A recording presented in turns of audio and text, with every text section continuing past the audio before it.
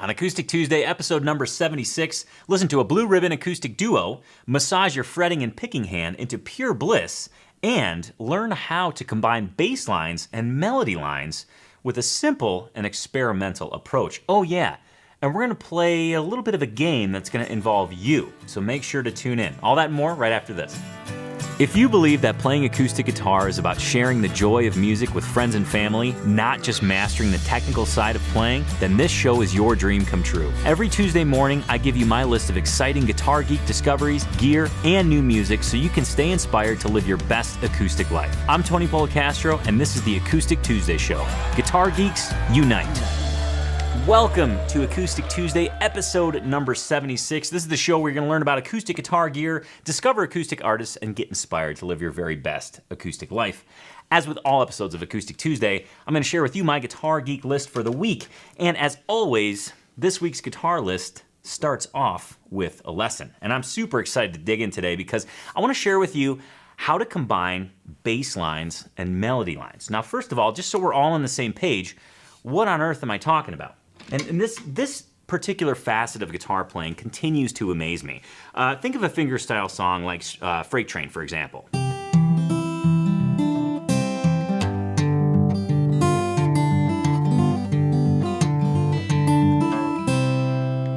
That's a great example of combining bass and melody to create a pretty composed little piece of music, right? We can hear the bass, that's what the thumb's doing, and we can hear the melody on the high strings. Now, I want to share with you a simple and effective method that will allow you to combine bass and melody. And I know you might be thinking, whoa, that's well beyond where I'm at right now. But actually it's not, because the approach that I'm going to share with you is extremely experimental. You don't even have to know what you're doing. I'm going to first use Freight Train as an example, but then I'm going to share with you one way, a really effective way, that you can actually do this and just have fun doing so and be creative. So let's start with Freight Train as our example. Now there's two items at play here. We have the melody, and then we have the bass, or think of it as the chords that are going on. So if we isolate the melody, it sounds like this. This is kind of step one, right? Just a little chunk of the melody. That's what somebody would sing, right?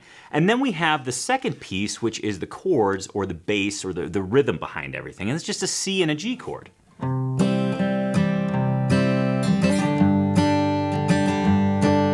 Now those two things alone don't seem very exciting. In fact, they're pretty boring. But when you combine them, all of a sudden there's this multi-dimensional musical experience that you've created. Because when the melody's going, those chords are going, and when the chords are going, the melody's going. It's a great two-way street. So how on earth do you combine those? And here is where things seem to get tricky, but they're really not, I can assure you. So if we look at the chords being used, C and a G, just for this little tiny chunk of melody. And just so you know what melody is going on over these chords, I'll just sing a little bit of it. It's down, down, down, down, down, down. Maybe not on pitch, but you get the idea. So what you have to do is understanding those chords that go into this song, that the melody's being played over, you have to go ahead and make that chord and then see what notes are available to you, okay? And this is where things can get experimental. Now, for a C chord, index finger on the first fret of the B, middle finger second fret of the D, ring finger third fret of the A, you have one free finger, the pinky, right? Well, let's put that pinky to use and see what notes are available. So first go ahead and fret that high E string, third fret. That's a note. That's actually a first note of our melody. First two notes. And then you can take that pinky and fret the B string as well on the third fret. Lo and behold, those are our first four notes that we need.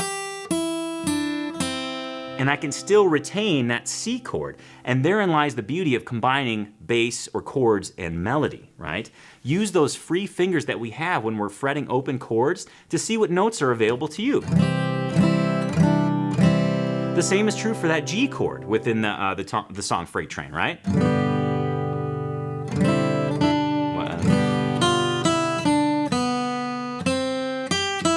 Right? We still have those notes available. So specifically with the G chord, we're looking at an index finger that's free. So we can go ahead and lift up the pinky, fret the first fret of the high E string, and almost use those as our melody finders, right? Same thing on the B string, 3rd and 1st fret.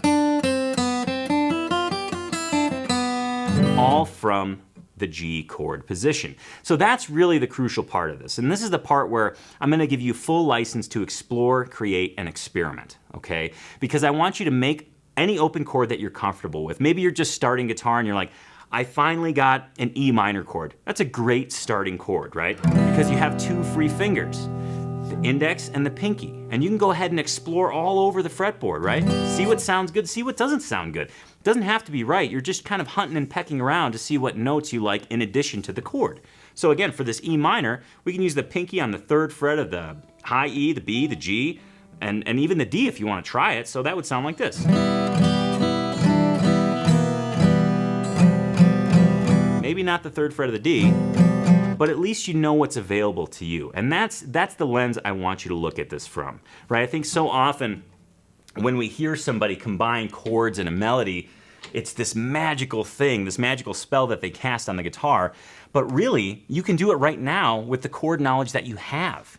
Just go ahead and fret the chord, see what fingers are open and available for you to explore with, and then go ahead and explore with them. See what other notes are available on other strings and see what sounds you can create. It's a great first step to combining chords and melody, and I think you'll find that it may be a lot easier than you think. So I really hope you dug this lesson, and I hope it leads to a lot of creative endeavors, some creativity, if you will. And if you're ready to take your guitar playing to the next level, please check out Tony's Acoustic Challenge. I think if you dug that lesson, you'll totally resonate with the program. Go ahead and head over to tonysAcousticChallenge.com, and if the information jives with you and you're like, man, this is going to help me take my playing to the next level, I want you to request your invite today. All right, moving on in our Guitar Geek list. Before I go any further, I've got a great trivia question for you, but I have to kind of cast back the curtain and unveil the individual behind the curtain, pressing the buttons, turning the knobs, controlling the volume, putting on the headphones, adjusting the mics, adjusting the cameras, being an all-around swell chap. Noah, cheers to you and good morning. And cheers to you as well, cheers to you. Tony. That is kind of Halloweenish, but I really like it. Mm-hmm. Well, thanks to you, all of us in the office now have one. Well, I just wanted to bring a little skull into our lives. Mm-hmm. I feel like we don't have enough skull around here. Now, those of you watching, and you guys have probably never seen this, you guys and gals have never seen this, in back of my desk on the wall is a huge mural of a skull that Noah gets to stare at every all the day. time. Every day. See, I'm mixing up my words, stare and scare, Yeah, but it works. I think it works either way. But I found these mugs, and here in a little bit I'm going to actually share with you where I got them, so all of you fellow Guitar Geek skull lovers can add these to your collection. They're really amazing because not only can you look like, is it Shakespeare or Hamlet? Or is it Hamlet by Shakespeare? Correct. Yeah, thanks. Yeah. Thanks for keeping me on track. You can either look like super astute and well-read, right, or you can just look creepy. Either way, it's a win. Right. Yeah. Yeah, well, we're enjoying them here in the office. Bust these out at a cocktail party, invite your neighbors, and they'll never come back. No. Yes, I can't say that, that Levi has picked up his yet. He hasn't. Yeah. But that's fine. That's fine. They can stay here in the... More skulls for us. Exactly. We're just thinking about piling up in the corner and just inviting random people in to see what they think. No. Okay, enough creepiness. Yeah. Should we move on to Guitar Geek Trivia? Yeah. Okay, this is a great trivia question for you Beatles fans out there. So, without further ado, here is your Guitar Geek Trivia question. Which acoustic guitar did Beatle Paul McCartney reach for when recording both the song Yesterday and Mother Nature's Son? Was it A, a Martin D28, B, a Guild D55, C, an Epiphone Texan, or D, a Gibson J160E? Go ahead and ponder that, and at the end of the show, I'll be sure to give you the answer. Now, this one I feel pretty proud of because I feel like all of the guitars mentioned are related to the Beatles in some way, shape, or form. So, some tough ciphering you got to do in your brain. But like I said, at the end of the show, I'll give you the answer. All right, moving on. I want to dig into who I'm listening to this week. And this week, a great recommendation from Andrew D. came in. But before I get to that, I want to actually share with you some items that came in to the mailbag. The mailbag's been a little mellow as of late, but it's surged. It surged forward this week. I ordered some Guitar Geek products that I plan on reviewing. If I dig them, I'm going to share them on the show. I get on Amazon at the end of the day, and a lot of times I kind of just start shopping. And then things show up, and I'm really surprised. So I got, let's see, I got the GHS Fingerboard Care Kit. I got the GHS Gorgamite Cloth. I got the Diodario Humidikit with a Bluetooth humidity tracker. I'm excited to put these products through their paces and share with you all my experiments here. I'm very curious about the Humiditrack unit. Me and technology aren't a great combination, so I'm going to share with you my experience with it. I'm excited. I also ordered the full rundown of Martin's new Authentic Tone strings. I got the Marquees and I got the SPs. I'm still waiting for the other ones. I forget, the Lifespans. I'm still waiting for those, but those will be in, so I'll be able to compare and contrast those. And I also got a wonderful letter from Steve from West Virginia, and he included some picks for the pick cup, so very thankful, Steve. Thanks for sending these in. These are from Route 60 Music, and he goes on to say in his letter, let's see, what does Steve say? He says, Tony, I'm sending in some picks from my local shop that I hope you will add to the collection. Checked. It's already in the collection. They are from Route 60 Music here in Huntington, West Virginia. I'm fairly new to the guitar world, and the support of guitar geeks at this shop have been wonderful. With the information and instruction from Acoustic Life, combined with the helpful guitar geeks at this shop, navigating this newfound world of guitar has been a pleasure. Keep up the good work, guys. Thank you, Stephen. Well, thank you for sending in the letter, Stephen, and best of luck on your guitar journey. I'm so glad that you're sharing your guitar journey with Noah and I here on the Acoustic Tuesday show. And of course, your picks are now in the collection. So you're officially in the Guitar Geek Hall of Fame. You've arrived. Boom. There you go. Congratulations. Yeah. Now, another thing that arrived in the mailbag are these wonderful skull mugs. Now, you might think I went to some creepy website to find these, like some Halloween website or some horror movie website. No, no, no, no, no.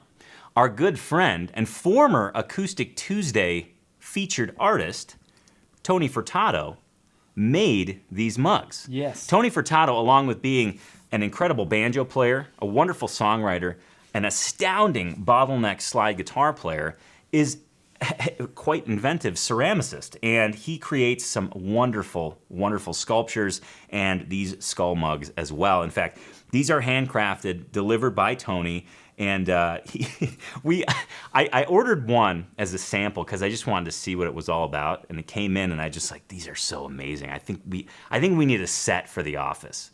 So I followed up that order with another order of about 4 more. So I get a text from Tony. He's like, dude, what's with the skulls? What's going on? And I'm like, I love these. They're so amazing. So one thing to know about these skull mugs, there's no handle on them, so it's extra creepy, but extra cool. Cool drinks are no problem. If you get a hot drink, you've got to really balance it a little bit or let it kind of cool off before you really grab hold. But I love it for my coffee. It's about a 20-ounce mug. I know this sounds like a commercial, but I'm just really excited about these. And I think Tony does such awesome work. I wanted to share it with all of you.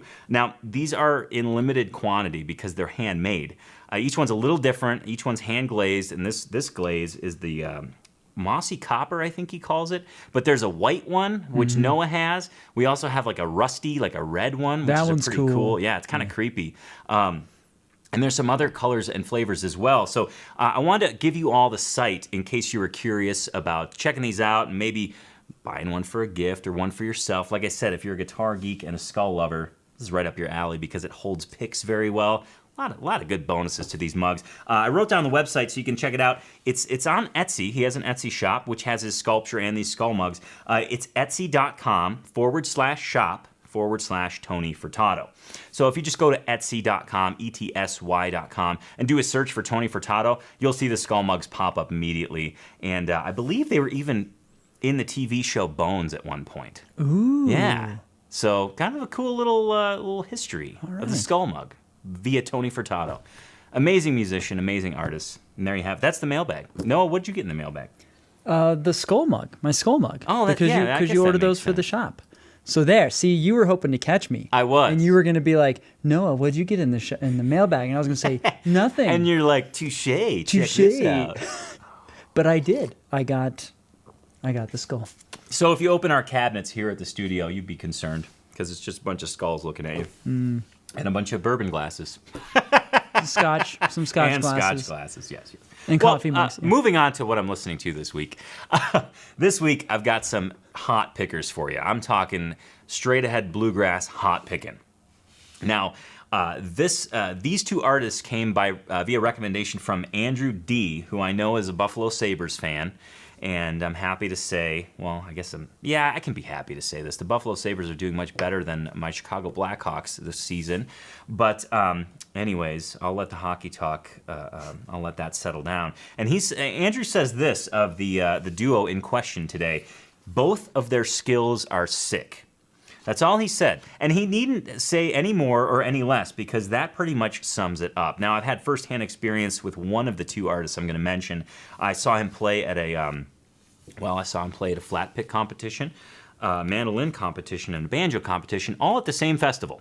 And he placed in all of those different instruments. He's a phenomenal picker. Him and his wife combined make fantastic music. And who am I talking about? I'm talking about Jake and Rebekah Workman. Jake Workman is a fantastic flat picker, multi-instrumentalist. Rebekah is an amazing fiddle player. I'm talking tone for days and just can really saw. She's an incredible player. And they've just recently put out a duo album. And to give you a taste of what they sound like, I've chosen the bluegrass, the classic bluegrass flat picking tune, fiddle tune, Big Mon. So let's have a listen to that real quick.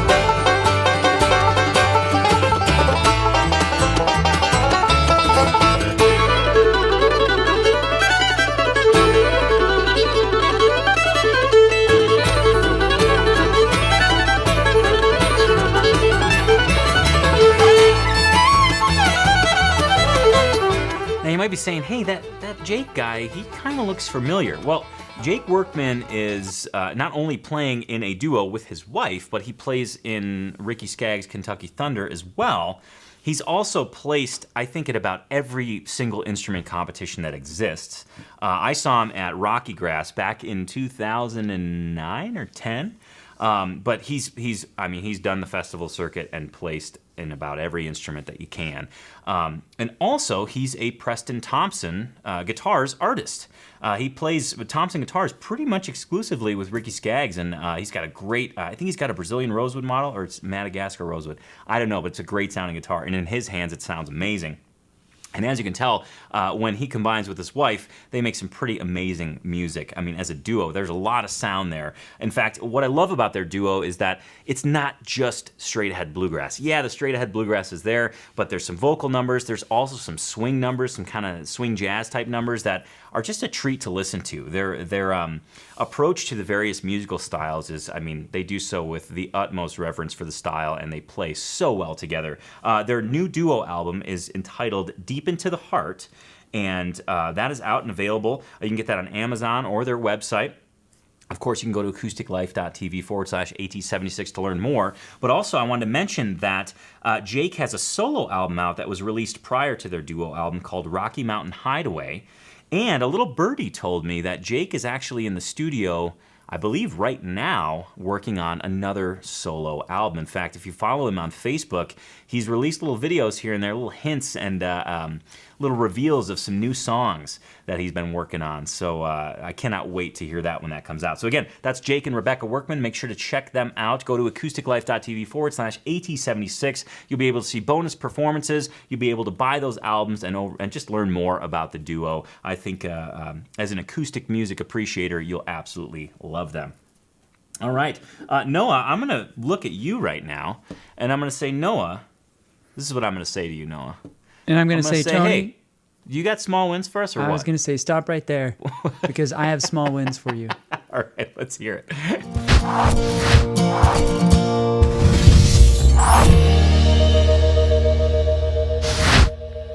Okay, here we go. Small wins, taken from none other than Acoustic Tuesday viewers. From Acoustic Tuesday viewers of the past. That sounds really dismal. Well, I was thinking of like Christmas Carol for some reason. Oh, okay. You know, like, future past, or Acoustic Tuesday's Ghosts of the Past. Yeah. Anyway. Wow, these I'm skull mugs sorry. really bring in a whole new atmosphere. I apologize. Okay, first small win comes from Presley B. Small win. I had been looking for a travel guitar to take on a trip to Hawaii, and after some research, wound up with a Journey Overhead 410. All right. Very convenient for the flights. However, I did not like the guitar as the action was a lot higher than my D15, and the neck angle was difficult for me to play. The trip was in November, so I finally got around to having it set up, and the neck shimmed last week. Just got it back today, and it plays like a completely different guitar. Awesome. Looking forward to some camping and festivals with it this summer. Heck yeah, that's and awesome. also, American Epic is awesome. Great recommendation there.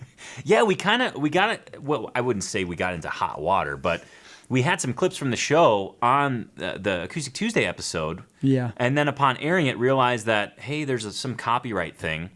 So Noah, in his just like magical little video laboratory, he went in, spliced, diced, cut, pasted, whatever you do, and made the episode in cooperation with the copyright, so we were still able to let you all know about American Epic. So Yes. thanks, Noah, and thanks, Presley, for sharing that small win. You're very welcome.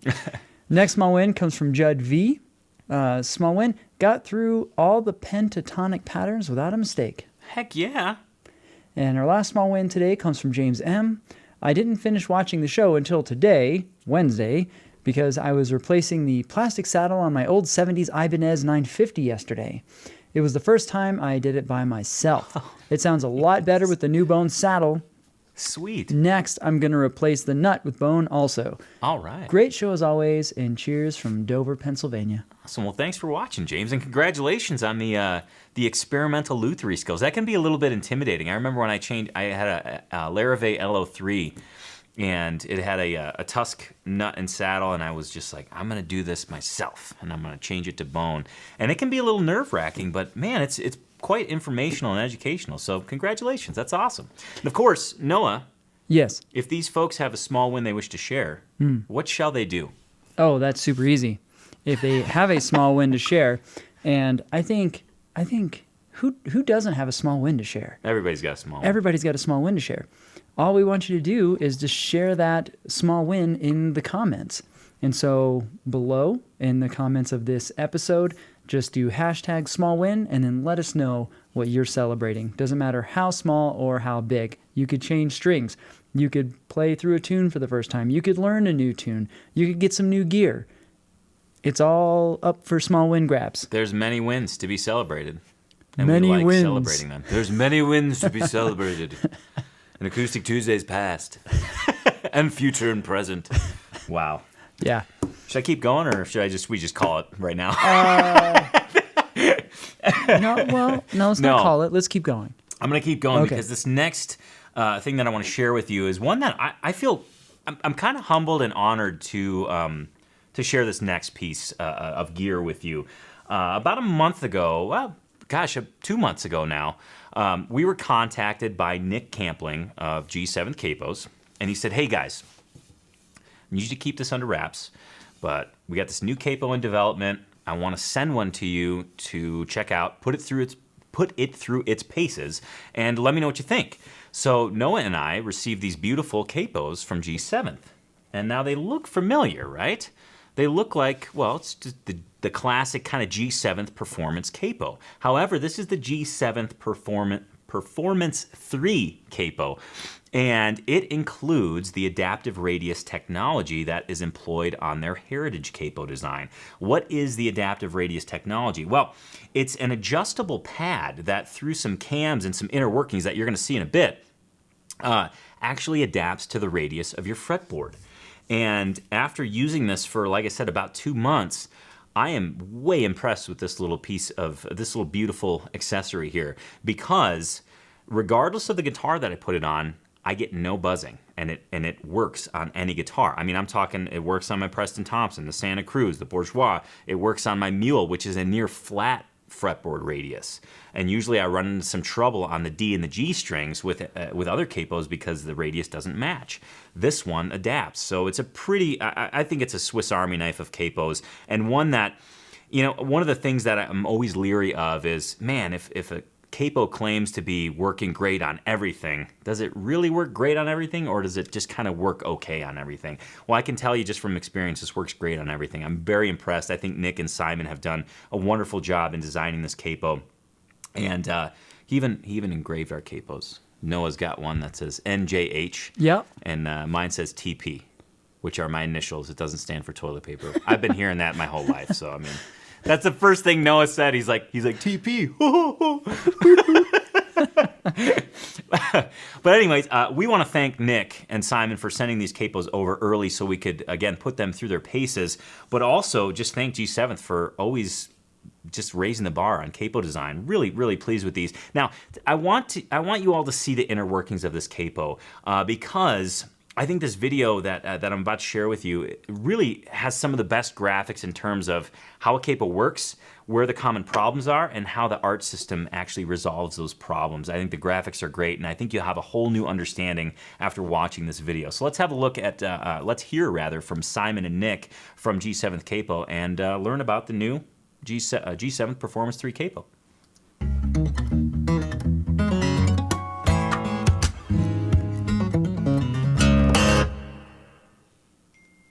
Hi, I'm Nick Campling. And I'm Simon Campling. A capo has one simple job: hold down the strings on your guitar without any buzzing. Now, there are hundreds of capos out there, and if you listen to manufacturers' claims, they all tell you they're the best and they'll keep your guitar in tune. If that were really the case, it wouldn't much matter which you chose, would it? The fact is, it can't be true. Guitars, like eyes, are not uniform. I can't just go into a store and pick out a pair of glasses and hope that they're going to give me 20/20 vision. They have to suit my eyes, and there's certainly no guarantee that they'll suit someone else's. Right, but that's essentially what guitarists have been doing with capos for years. When you get home, it might work fine, but it might not, and that's why so many of us have a drawer full of the things. So why is that? Up to now, a capo typically has a fixed radius string pad, which is forced onto the guitar fingerboard. If it doesn't match the curve of your fingerboard, you get buzzing strings, as pressure hasn't been applied evenly. So you have to apply more pressure, which will inevitably pull some strings sharp. So what if there was a capo that was somehow intuitive, that would actively adapt to match the curvature over the strings in any position, on any guitar neck? This would give all players full confidence in their capo. If you know you're using the minimum pressure required to fret all the strings, then you know you're actually minimizing the tuning problems at the same time. Well, that's what we've done. We've called it Adaptive Radius Technology, or ART, and we put it at the heart of our brand new Performance 3 Capo. ART is a patented mechanism that enables the capo to match any guitar fingerboard perfectly. Sliding cams respond to the fingerboard and adapt the string pad, making sure you get that perfect fit. Once fitted, the capo pulls down with even pressure to maintain the stability of your tuning. The Performance 3 still has our award-winning tension control system found in all performance capos, making it simple and intuitive to use. You simply squeeze to attach it and squeeze to release it. Of course, guitarists come in all different shapes and sizes too, and we've made the Performance 3 compact, wonderfully tactile, smooth to operate, and it can be easily applied with one hand, whether that hand is small or large. And it can also be stored just behind the nut or on the headstock of your guitar. So my job as designer is to make things better for guitar players by designing better things. After all, why not? I play too. I hope that the Performance 3 will be a useful tool which helps you to get the most out of your guitars.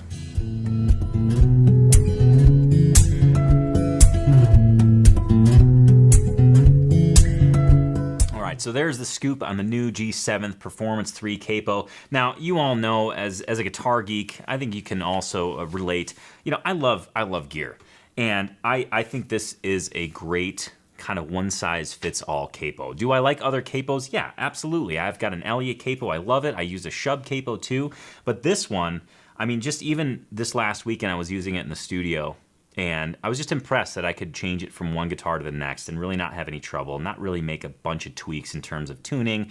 Of course, subtle tweaks are always necessary when you add a capo, but what I'm really floored with is the fact that none of the guitars that I put this on, there was no buzzing. And that's something that I was very pleased with, especially in the studio when you're close micing a guitar and every little buzz, every little nuance is going to be shared via the microphone. It's like playing under a microscope. So cheers to G7 for making such an awesome Guitar Geek accessory. Make sure to check these out. You can learn more about them at acousticlife.tv/AT76. And of course, there'll be links there to visit the G7 page. You can learn more about the Capo, kind of get the tech specs and all the guitar geeky details if you want to go that far. So again, thanks Simon and Nick for sending these our way. We appreciate it. One more thing that I want to share. It's kind of a small win. I was really pleased and kind of humbled and really kind of I feel like I've risen to a new Guitar Geek level. Well, Nick, go ahead. Sorry. Yeah, Nick just didn't send us the capos or ask beforehand if we wanted to see them. No. What else did he ask? Well, he had asked my thoughts about the Capo. And in some email exchanges, he's like, well, if you were to, share a quote about the Capo, what would it be? So I sent him some options, and it really all focused around the fact that it created a buzz-free playing experience, which I really value. You buy nice guitars, so they sound good. And he put my quote on the back of the package, which I was like, wow, man, that's something else. So I was like, to see your name, Tony Polecastro, Internet Guitar Geek, on the back of a accessory package is kind of cool. So again, thanks for that. And if you see this at your local store, you can turn it around and be like, hey, I know that guy. We hang out on Tuesdays. Yeah. Anyways. That is cool. I'm not trying to be boastful by any means. It's just kind of neat to see. I don't know. It's kind of cool. No, it's an honor. Yeah, that's it's cool. It's like a if there were Guitar Geek Awards, I feel like that's like a Guitar Geek Award. Anyways, moving on. We want to know what you think about the show, of course. So please, in the comments below, let us know what you think about the show. And please, when you leave a comment, please share with us where you're tuning in from. It's so fun to see how far and wide all the Guitar Geeks, we've got Guitar Geeks pretty much on every continent, and even Antarctica. Because we have a Guitar Geek that goes to Antarctica for work. Right. She's a Tony's Acoustic Challenge member, and she even brought her close carbon fiber guitar to Antarctica with her. So I'm proud to say that we have Guitar Geeks uniting every Tuesday from all 7 continents, and it's pretty amazing. Worldwide. It's a worldwide phenomenon that you're a part of. We're a part of. It's pretty amazing. Pretty awesome. Did we not get a picture of like the guitar at the South Pole or something like that? I think we did. We'll have to find that and share that, because I know that's a pretty cool moment. I mean, to see the carbon fiber guitar in the snow at the base at Antarctica, it's pretty cool. So we'll dig through our archives and share that if we can find it. But let us know where you're tuning in from. And while you're at it, leaving a comment, please ask yourself this question. Have I subscribed to the Acoustic Life YouTube channel yet? And if you haven't, please do so. It's super easy. Click that red button, and then don't forget to click that little gray bell. That'll give you a notification of each and every new video that gets released, so you don't miss out on any of the guitar geekiness. Now, Noah, speaking of comments, you have some. I sure do. From Acoustic Tuesday's Ghosts of Christmas Past, right? Yes, exactly. Yeah, thanks for saying that I just correctly. wanted to keep tying that in because it's really fun. Cannot speak lately. Neither can I. You ever have those moments where it's almost like a couple days? Yeah. And you just can't speak? Yeah, usually they happen about every Tuesday from, starting around 10 a.m. Mountain Time. It's usually when the speech impediment just hits full force. Yes, I have some comments. Right. And I have to say, this one's kind of, anybody who has an account on YouTube, well, when you make an account anywhere, right, for the most part, they let you choose like what you want your, what do they call it? Your nickname to be. Oh, yeah. Right, when it's shown on your platform. So whether you're commenting on YouTube or you're commenting via something Google or whatever, it doesn't have to be your name, right? It can be your name. It could be some nickname you choose. Anyway, the first comment and shout out goes to this gentleman, and here's exactly what it says. And because of where he's from, I'm going to say it, with an accent, okay? And so, first comment and shout out goes to Ernest Yeats, branch manager. That's what it says. No hyphen. It's just cool. So when I read it, I was reading it as the name. Like, yeah. And here's what Ernest Yeats, branch manager, has to say. Great show as always. Watching from South Africa. I love it. That's awesome. So Fantastic. That was a lot of build up for something real Good. small. It was good. And next shout out goes to Sean H, who says, loving this show. It makes my Tuesdays a lot more fun. I'm trying to live my best acoustic life. Heck yeah. And I'm finally keeping up with my YouTube and trying to get my songs out there as well. Thank you, Tony, for always keeping us playing. Oh, cheers. Thanks for watching, Sean. That must be the same Sean that shared in the Facebook group. He's the one, Sean Heath. He's the one that shared the James Taylor song. Yeah. Great playing, awesome picking. He picked on a J45, and singing sounds great. In fact, I want to say 20 plus episodes ago, he actually sent us a copy of his new album. And it's always cool to see one of our very own Acoustic Tuesday viewers, family members, get out there and create music. So thanks, Sean. Thanks for watching. And our next comment and shout out goes to, well, this would be the last one, but this will be the last one for now. Rod A says, a shout out to y'all. Thank you for making my Tuesday workday not so boring. All right. As for the other days of the week, got reruns. Rod from Pittsburgh, Pennsylvania. That was good, very good reading. Noah, you really dialed in the reading today. Thank you. Yeah, Thank you. I'm pretty proud of you. Oh, thank you very I'm much, almost Tony. getting a little weepy. Okay. Yeah. All right, and that's our comments and shout-outs. But we do have, you're guitar geeks when. Please carry on. Not guitar geeks when.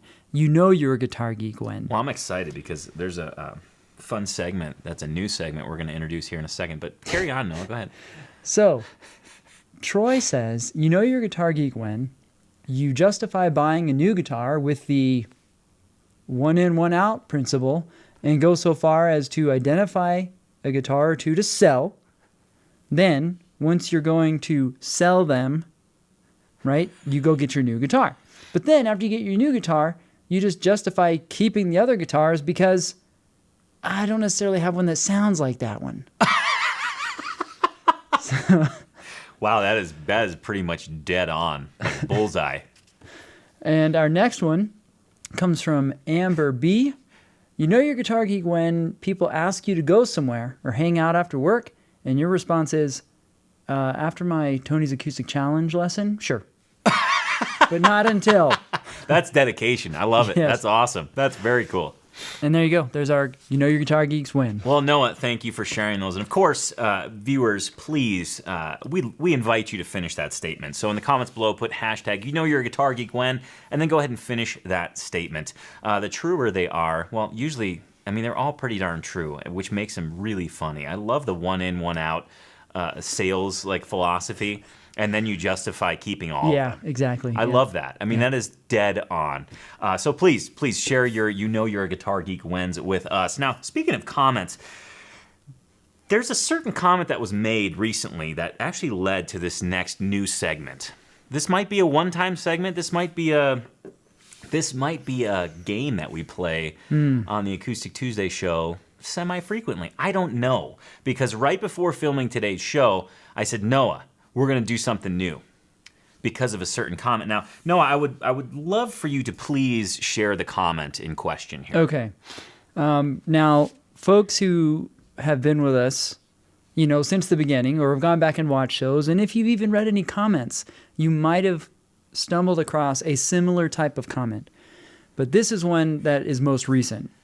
And it comes from No Type. At least that's how they wrote out their moniker there. And all it says is, in quotation marks, button pusher, referring to myself, is one way that Tony has referred to me in the past. Button pusher looks like Stevie T. And that's the comment. So that sparked a creative fire in my brain. And I thought, man, I go through all the comments on Acoustic Tuesday, and I've seen this time and time again. Oh, Noah looks like so-and-so. Hey, that guy, button pusher man, he kind of looks like this person. So I thought, what better way to celebrate Noah's ever-changing looks than to play the game, Who Does Noah Look Like? So this is gonna be a game that you're involved in because I'm gonna ask you in the comments below to tell me who Noah looks like. Now, I know that there's a lot of choices and options because Noah is like a chameleon when it comes to his fashion and looks. Mm-hmm. However, I've selected 5 individuals that I think Noah looks like. And I'm going to give you some photos and some prompts here. And you're invited in the comments below to please let us know who Noah looks like. The first person that I think Noah looks like, you may know him as Jon Snow, but the actor Kit Harington. Now, you'll see a picture of Kit, and then we've selected a screenshot of Noah that best resembles Noah as Jon Snow. I like to think that this screenshot of Noah is like him looking over the wall, looking out for White Walkers as a crow, for you Game of Thrones fans. So that's your first option. The second option, this one is for, Noah can be quite the heartthrob. And this one took me by surprise, but the more I looked at it, the more I was like, yeah, well, he's kind of right. I'm going to go with a young Johnny Depp. I think Noah does, in some instances, look like a young Johnny Depp, particularly when Noah is showing emotion, the sad emotion, the kind of pouty, young teenage angst emotion. So he does quite possibly look like a young Johnny Depp. Next up, now this one I publicly stated before, but I want to do a side-by-side because I think Noah looks like Freddie Mercury in some instances. But when Noah was going through his mustache phase, he really embodied the Freddie Mercury moment. He paid homage in a big way. So does Noah look like Freddie Mercury? I don't know. Noah doesn't know. Let's just put it in the comments if you think that's the case. Next up, as one viewer already suggested, I'm gonna hold off on that one. We'll hold off on that one. Okay. The next one comes from my own twisted brain. Sometimes I imagine people as cartoons, and I think Noah actually resembles Jimmy Neutron. The famous cartoon character, Jimmy Neutron, kid's icon, and especially with the hair. I think Noah went through a phase where Jimmy Neutron, he was channeling his innermost Jimmy Neutron. So let me know if that's who you think Noah looks like. And last but certainly not least, let's see if you agree with the viewer who goes by the name No Type. Does Noah look like Stevie T? Our fellow guitar geek, Steve Terberry, who is on YouTube doing all sorts of goofy stuff and fun stuff. He's a fun person to watch. And gosh, does Noah look like Stevie T? I don't know. Okay, well, Tony, on this last one, we got a picture, and I was going to see if I can recreate Stevie's face here. Okay, do your best. Just for a moment. Okay. So let me see if I can. So he's got the glasses, he's got the cross eyes, and then he's got like his just upper lip just like protruding out. Okay. So I'm going to see if I can do this here. So I got the glasses. So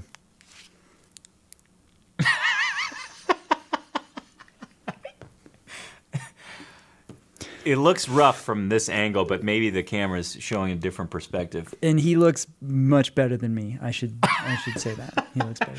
So please, in the comments below, let us know who Noah looks like. Let's see if we can get to the bottom of this finally. We've gotten a lot of comments about it, but I think we boiled it down to these 5 individuals. So of the 5, who does Noah best look like? And if we left one out, you can let us know in the comments as well. And since we have so much fun on this show, at this point in time, while you're commenting, I want to encourage you to share the Acoustic Tuesday show. The whole point of Acoustic Tuesday is to get guitar geeks to unite every single Tuesday, to spread that positive momentum, to cultivate that positive momentum that we all need in our guitar journey, to find out about new guitar gear, to find out about new things we can do on the guitar, to listen to new artists. That's the whole point of Acoustic Tuesday, so please share the Guitar Geek love with your fellow guitar geeks. Share the show, send them a YouTube link, send them to acousticlife.tv if they've never heard of it. We want to unite as many guitar geeks as possible. All right, last but certainly not least, this next thing could quite possibly change your guitar playing life. Now, let me just give you a little bit of a story here. This next item actually, I purchased this thing as a gift for my wife, Whitney, and very quickly realized that I was using it more than she was. I play guitar day in and day out for pretty long spells at a time, and I've always battled with muscle fatigue, muscle soreness, particularly in my thumb. I call it the drumstick of the thumb. And I've even talked to my chiropractor, physical therapist about this, and developed a stretching routine, which I've shared actually on an Acoustic Tuesday episode prior to this. And this next item has made a world of difference for me. from tension in the neck, from tension in the shoulders, to the forearms, to the hands. This next item has relieved a ton of that tension. It is the Pure Wave Massager by Pado, I think it's called, P-A-D-O. And the model in particular is the CM7. Now, I got Whitney the black one with the red fittings because black's a really cool color. And I thought she would really like it. But Whitney and I run a lot, so it really was a well-intentioned gift, but I found myself using it for things not related to running, like basically my forearms. So I've used this, I should say Whitney has used this massager, and I've used it when she lets me borrow it on my forearms and my hands, and it has done it has helped me out a ton. And the big thing I've noticed is that it increases, I guess my perception of it is it increases blood flow to my forearms. So they don't feel as tight and as sore as they normally would. And also in this meaty part of my thumb. So I use this massager with the kind of the pointier head on it. And I just take it for about 2 minutes for each forearm and 2 minutes for each thumb. And it really loosens up my hands and really makes me feel kind of nimble and loose. Now, I am not a physical therapist. I am not a doctor. So check with your doctor before using anything like this. But I want you to see how this thing works. So I found a video. Now, keep in mind, this is a massage tool, so it's going to be kind of like, oh, hey, man, this is a massage for your shoulders and your neck. But I'm talking about using this for a very Guitar Geek specific purpose. So keep that in mind. View this video through that lens. So here's more about the Pure Wave Massager. The goal of massage therapy is to release tension in the muscles and get them back to their normalized state. My name is Laura Jenkins, and I am a licensed and board-certified massage therapist. Pure Wave does not replace hand therapy. Instead, it acts as a tool to go alongside with it. It's great for the in-between times when you're not with a therapist. It's good for at-home maintenance when you're not able to see a massage therapist. This will help. What I love about the Pure Wave is the versatility. There's literally an attachment for every body type. So the point stick is really great for the trapezius muscle. It's this larger muscle, upper neck to the shoulder blades. Tons of trigger points. So using the point stick on that meaty area, you don't want to go onto the bone or onto the clavicle, the collarbone. You want to get right in that meaty area. You can also go along the shoulder blade. So you have your scapula. You don't want to go on the bone. You want to go alongside it. That's where a ton of trigger points are. And this tool really gets into those areas. So what's great about the Pure Wave is that in comparison to other massagers on the market is that one, it's cordless, so I can take it anywhere. I can reach areas without being wrapped up and tangled with the cords. It's also just overall the attachments are softer, like this air cushion stick. It's similar to a tennis ball. I recommend a lot of my clients use tennis balls for certain areas. This is kind of a similar concept. It's a silicone head. It allows air to go through, so it's pliable, it's movable, it's moving with you. Whatever it's hitting, it has that give to it. One of the areas that I said this is great for is shoulders. You can really get into the pec muscles, you can get into all the attachment sites on the shoulder blade. It's also really, really good for the knee. I have a lot of clients that have knee issues. The attachment... All right, so there's 4 specific areas that this has helped me as a guitar player. The first one is the neck, just because you're always looking over your fretboard, right? So the first one's the neck. The second one is both shoulders, both for the picking hand and the fretting hand. Sometimes there's tension that builds up there.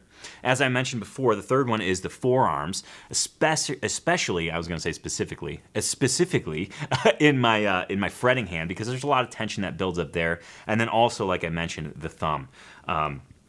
I use a lot lighter setting for the thumb because the hands are, it's delicate. I don't want to hurt my thumb. I just want to kind of get some of that tension out of there. So that's how this has helped me specifically as a guitarist. And I just wanted to share it with all of you. Again, this was this one came in from left field. In fact, I ordered it for Whitney for Christmas.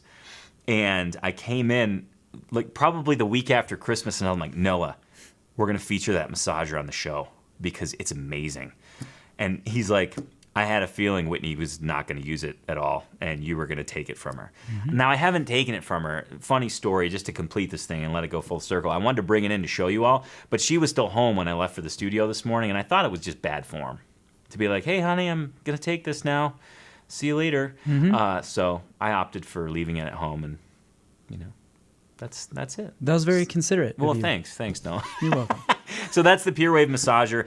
Just so you know, like roughly price, I think I got it for $125. That's what I got it for on Amazon. It's rechargeable. It's really easy to use.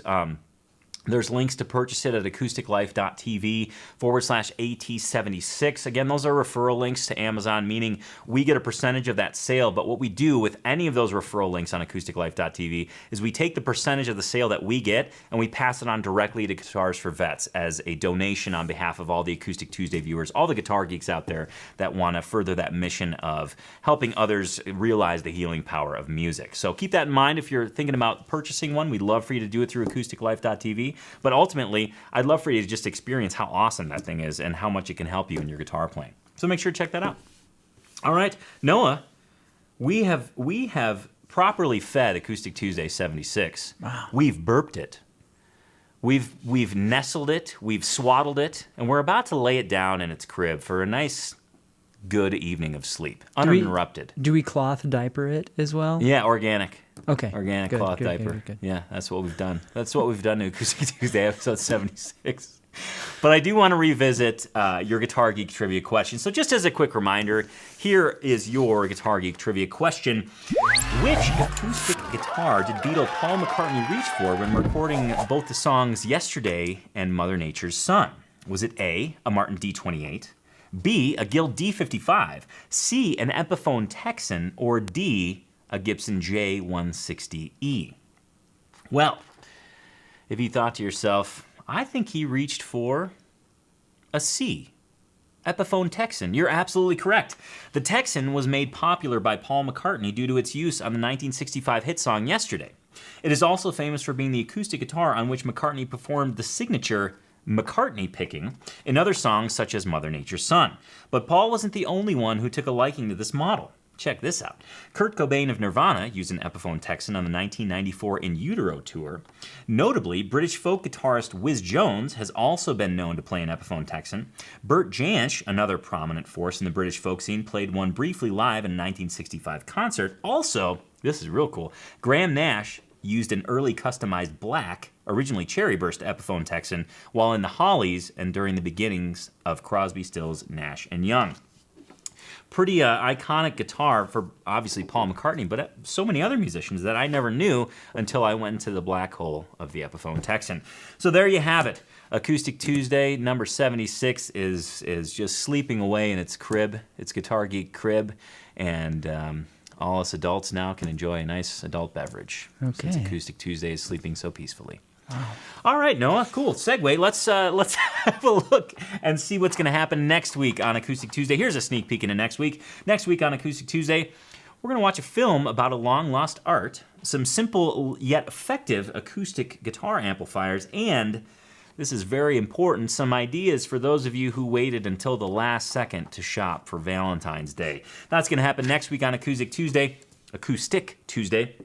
Don't forget, you can catch Acoustic Tuesday every Tuesday at 10 a.m. Mountain Time here on YouTube. And of course, for your acoustic guitar fix in between Tuesdays, we want to encourage you, we want to urge you, as a guitar geek, it is your obligation to visit acousticlife.tv, do a deep dive on anything we've ever featured on Acoustic Tuesday, see bonus performances, buy cool Guitar Geek items, and learn cool Guitar Geek lessons, all at acousticlife.tv. Can't wait to see you over there, and thank you so much for sharing your time with us on this very Tuesday, this Acoustic Tuesday. We hope to see you next week on Acoustic Tuesday. Thanks so much. Get your skull mug, and don't forget, Guitar Geeks Unite. Cheers. Take care, everybody.